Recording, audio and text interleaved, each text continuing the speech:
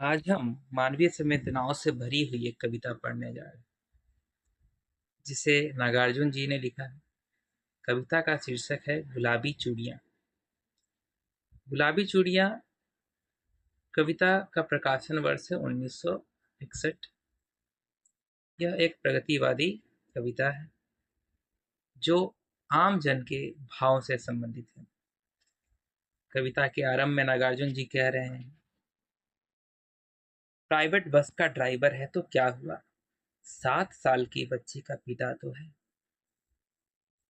अर्थात यह कविता एक ड्राइवर के ऊपर लिखी गई है जो एक प्राइवेट बस का ड्राइवर है, और केवल ड्राइवर ही नहीं है, वह एक 7 साल की बच्ची का पिता भी है। सामने गियर के ऊपर हुक से लटका रखी है कांच की 4 चूड़ियां गुलाबी। उसे अपनी बस में सामने गियर के ऊपर 4 कांच की गुलाबी चूड़ियां लटका कर रखी, जो बस की रफ्तार के मुताबिक हिलती रहती है।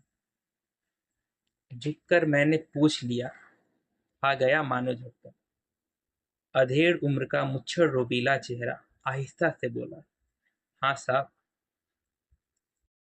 यहाँ कवि कह रहे हैं कि मैंने उससे झुककर पूछ लिया, और जो पूछा उसे सुनकर उसे एक झटका सा लगा। अर्थात उसे यह उम्मीद नहीं थी कि कोई ऐसी बात पूछ सकता है।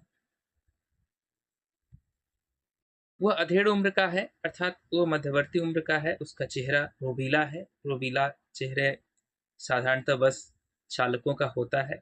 उन्हें लोग थोड़ा कठोर हृदय वाला भी कहते हैं, लेकिन वो कठोर हृदय वास्तव में कई भावनाओं को लेकर छुपा हुआ था।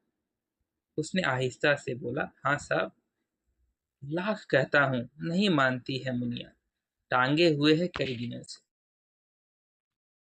अर्थात वो बताता है कि मुनिया जो उसकी छोटी सी बच्ची है, उससे लाख कहता हूं कि ये यहाँ क्यों लटका रही हो, लेकिन मुनिया नहीं मानती। यहाँ मुनिया का अपने पिता के प्रति प्रेम भी दिख रहा है, जो मुनिया अपनी अमानत को अपने पिता के साथ छोड़ रही है।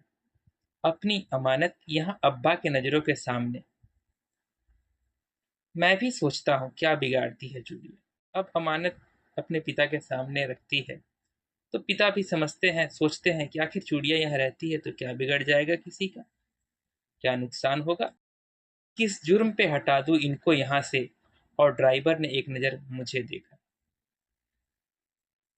इतना कहकर ड्राइवर उनकी ओर देखता है कि आखिर मैं किस जुर्म पे इन चूड़ियों को हटा दूं। और मैंने उस एक नज़र उसे देखा, छलक रहा था दूधिया वात्सल्य बड़ी बड़ी आंखों। वात्सल्य का अर्थ होता है बालक के प्रति प्रेम। अर्थात बस चालक की आंखों में अपनी बेटी के लिए जो प्रेम कवि देख रहे हैं कि आखिर क्या बिगाड़ती है वो चूड़िया उसकी याद दिलाती है, और उस चूड़ियों को हटाने का कोई कारण भी उसे समझ नहीं आता। तरलता हावी थी सीधे साधे प्रश्न पर। तरलता, यहाँ तरलता का है, कई तरह की भावनाएं हावी थी उसके ऊपर। एक सीधा साधा प्रश्न था, ये चूड़ियां क्यों लगाई गई। किंतु उसने उससे जिस तरीके से बताया उसमें कई भावनाएं और संवेदनाएं छुपी हुई थी। और अब वे निगाहें फिर से हो गई सड़क की ओर, और मैंने झुककर कहा, हाँ भाई, मैं भी पिता हूँ। वो तो बस यूं ही पूछ लिया आपसे।